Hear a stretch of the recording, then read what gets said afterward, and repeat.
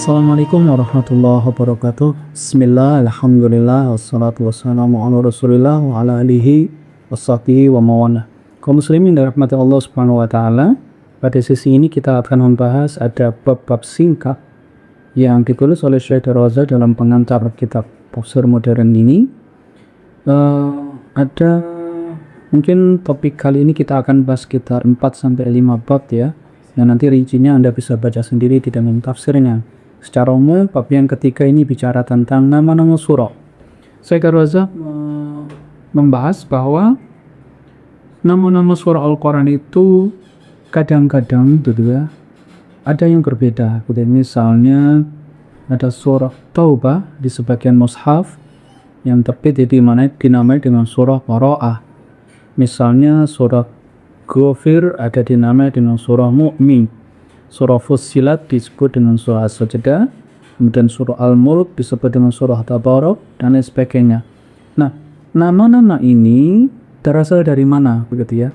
Nah, berdasarkan penelusuran Syekh Darwaza terhadap berbagai riwayat disimpulkan bahwa memang para sahabat sendiri kadang-kadang menamai suatu surah dengan nama yang berbeda, meskipun yang dirujuk tetaplah surah yang sama. Dan itu kemudian melahirkan pada tradisi berikutnya ketika mushaf-mushaf itu mulai disalin dan diperbanyak, para penyalin itu kemudian menyertakan nama suatu surah berdasarkan riwayat yang sampai kepada mereka tentang nama itu. Maka ada yang menamai surah Al-Isra misalnya dengan surah Bani Israel gitu ya. Ada yang menamai surah Al-Mu'min dengan nama surah Ghafir. Ada yang menamai surah Al-Lahab dengan surah Tabbal misalnya ya. Ada yang menamai surah Al-Qamar dengan surah Iqtarabat gitu. Karena bunyi ayat pertamanya adalah Iqtarabatis sa'ah wa syaqqal qamar dan lain sebagainya. Jadi ini sumbernya adalah memang riwayat dari para sahabat sendiri tentang nama satu surah, dan itu tidak bermasalah karena ini adalah penyebutan terhadap suatu surah yang pada intinya surahnya tetap sama dan tidak ada perbedaan tentang isi kandungannya. Itu topik yang pertama. Yang kedua, pada bab keempat ini pemisahan surah-surah dengan basmalah. Ada surah-surah yang dinamai dengan dipisahkan dengan basmalah seperti yang kita lihat sekarang ini ya. Dan kita tahu bahwa disepakati oleh para ulama basmalah dalam Al-Quran itu hanya 2 yang disepakati sebagai bagian dari Al-Quran, yakni di surah Al-Fatihah dan kemudian dari surah yang lain ya, yang berkisah ketika bercerita tentang suratnya Nabi Sulaiman kepada Ratu Balqis itu. Selebihnya selain itu tidak ada. Maka bismillah yang diletakkan di antara surah-surah ini dari mana gitu ya? Menurut penelusuran Syekh Darwaza, sesungguhnya mushaf Utsmani dan juga mushaf Abu Bakar yang lebih dulu yang menjadi rujukan dari mushaf Utsmani itu memang ternyata sudah meletakkan basmalah sebagai pemisah di antara satu surah dengan surah yang lain. Jadi basmalah itu adalah pemisah dalam satu surah yang riwayatnya nyambung kepada generasi pertama kaum muslimin. Dalam arti itu juga bukan buatan para penyalin mushaf Al-Quran generasi belakangan, kan tapi riwayatnya nyambung. Dan ada sebuah riwayat menyebutkan bahwa Rasulullah SAW itu sendiri tidak tahu bahwa suatu surah berakhir atau suatu surah bermula kecuali ketika kemudian Jibril alaihissalam itu datang kepada beliau dengan membawa lafaz Bismillahirrahmanirrahim itu. Ini topik yang kedua. Topik yang ketiga, topik pendek yang dibahas Syekh Darwaza itu adalah tentang ayat-ayat sajdah. Kita tahu ada mushaf-mushaf itu yang kemudian menandai ayat sajdah itu dengan tanda tertentu, misalnya tanda ada ini kayak pintu masjid gitu ya, atau dengan tanda seperti bunga, bintang begitu. Ada juga yang sama sekali tidak menandai. Ada juga yang menandai dengan dikasih garis gitu ya. Mushaf-mushaf ini tanda-tanda yang diberi tanda-tanda sajdah itu sebenarnya bukanlah sesuatu yang ada di dalam mushaf-mushaf awal ya. Jadi mushaf dari Utsman bin Affan, mushaf dari zaman Abu Bakar tidak menyertakan tanda-tanda sajdah ini, dan itu yang kemudian melahirkan penelusuran dari mana sumbernya. Menurut penelusuran Syekh Darwaza itu berasal dari riwayat para fuqaha gitu ya, dari riwayat para muhadditsin tentang Rasulullah ini ketika baca ayat ini beliau sujud. Maka kemudian untuk memudahkan kaum muslimin yang membaca Al-Qur'an yang mungkin tidak tahu, itu kemudian para penyalin mushaf Al-Qur'an itu menyertakan tanda gitu ya. Dan karena berbeda-bedanya riwayat, ada yang mengatakan ayat ini sajadah, ada yang mengatakan tidak, maka kita mendapati ada sebagian mushaf yang menandai ayat itu sebagai sajadah, ada yang tidak. Jadi kalau masalah tanda sajadah atau ayat sujud itu memang tidak ada di dalam mushaf awal, tapi itu adalah penambahan untuk memudahkan kaum muslimin yang mana mungkin mereka tidak tahu gitu ya, tidak punya ilmu tentang itu, agar tahu bahwa disinilah saya bisa melakukan sujud sebagaimana yang diriwayatkan dari Rasulullah, bahwa Rasulullah sujud ketika membaca ayat itu. Itu topik yang ketiga. Topik yang keempat yang juga dibahas oleh Daur Raza di sini adalah tentang tanda awal juz dan hizb ya. Kan kita tuh sekarang ini surah atau mushaf Al-Qur'an itu dibagi, yang lazim itu kan 30 juz. Ini dari mana asalnya gitu ya? Menurut penelusuran saya Darwazah, mushaf-mushaf awal dari zaman Abu Bakar, zaman Utsman ini tidak terdapat gitu ya. Penandaan ini awal juz, bagaimana ini akhir juz dan seterusnya. Akan tetapi riwayat-riwayat itu riwayat yang berhubungan dengan kebiasaan para sahabat. Dari mana sumbernya? Karena para sahabat itu kan biasanya mengkhatamkan Al-Qur'an dalam 30 hari. Sehingga mereka kemudian secara naluriah gitu ya, mereka akan membacanya, ini, dan biasanya mereka kan membacanya dalam sholat lail ya. Ini saya satu malam membaca sekian, sehingga mereka secara naluriah 30 juz Al-Qur'an yang jumlahnya kalau sekarang kan 30 juz, dulu kan belum dijuzkan gitu ya. Mereka kemudian secara naluriah membaginya, sekian ini adalah bagian pertama, ini bagian kedua, bagian ketiga, dan seterusnya. Nah, dari tradisi inilah kemudian para penyalin mushaf berikutnya kayak menstandarkan, membakukan gitu ya. Bagi kita mungkin kaum awam, kaum muslimin awam yang mungkin kurang bisa menjiwai ini kepanjangan atau kependekan sudah tepat atau belum, kita dimudahkan sehingga kita tahu ini adalah 1/30, sehingga kita bisa membagi Al-Qur'an itu khatam 1 bulan persis. Nah, ada juga yang membaginya dalam hizb ya. Hizb itu biasanya akan lebih sedikit lagi gitu ya. Kalau 1 juz itu kan ya terdiri dari, biasanya kalau sekarang kan ada 20 halaman atau 10 lembar ya, mushaf Utsmani yang terbitan Madinah itu.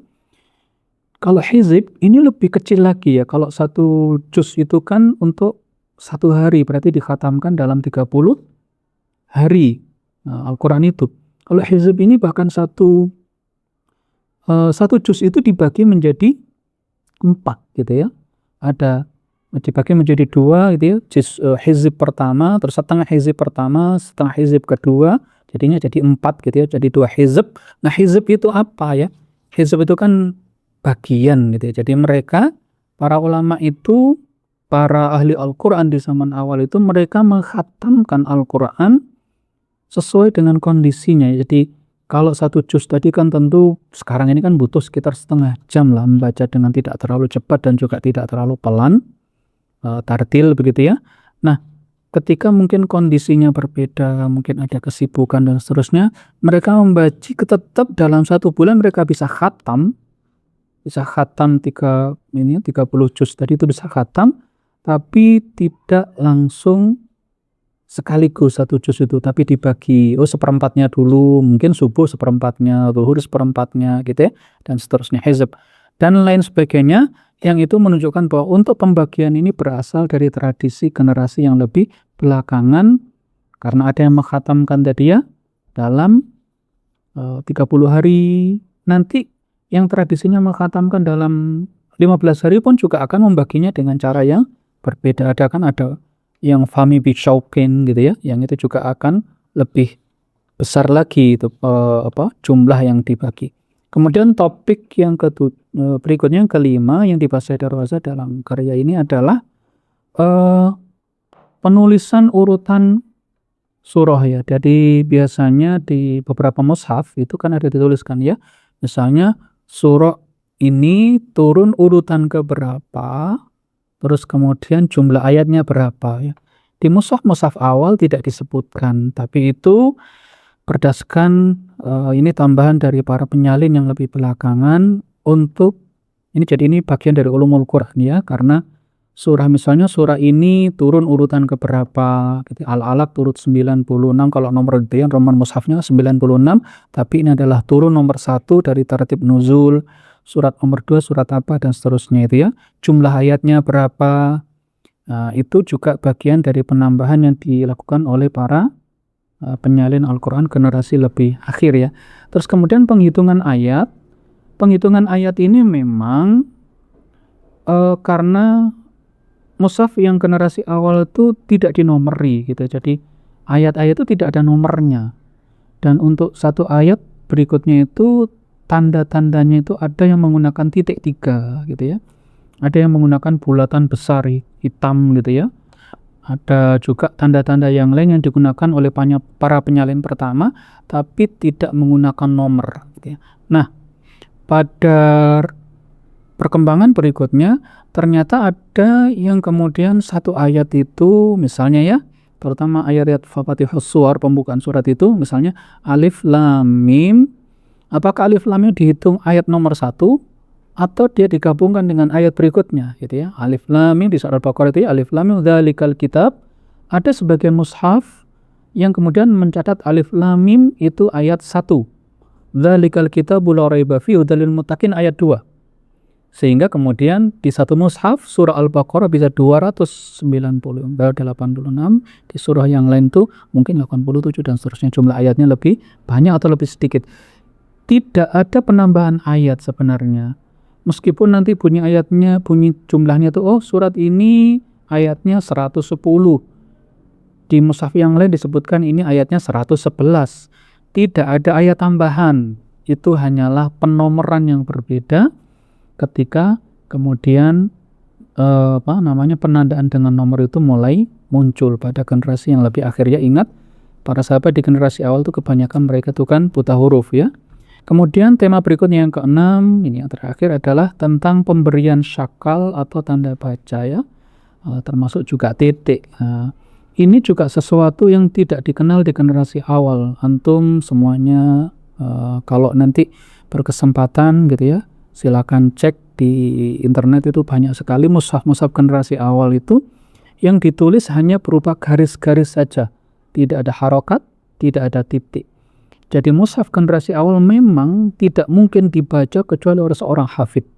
Kalau dia nggak hafal Quran, hampir dipastikan dia akan kesulitan membaca karena tidak ada harokat, tidak ada titik ya. Jadi satu kata yang sama itu bisa saja dia tulisannya sama tapi itu dibaca dengan berbeda ya. Dan itu dari mana patokannya? Itu yang saya kemukakan pada sesi sebelumnya, bahwa Quran memang sampai kepada kita tidak hanya sebagai tulisan. Sebab kalau tulisan, maka setiap orang bisa membacanya menurut sekehendak hatinya. Tapi bersama tulisan itu disertai juga riwayat bacaannya seperti apa, sehingga setiap orang akan membaca satu ayat menurut riwayat yang diterima dari gurunya, sampai kepada guru yang pertama, yaitu Rasulullah Muhammad SAW. Ini yang bisa kita sampaikan pada topik kali ini. Insya Allah kita lanjutkan pada kesempatan yang akan datang. Hadanallahu yakum ajmain. Assalamualaikum warahmatullahi wabarakatuh.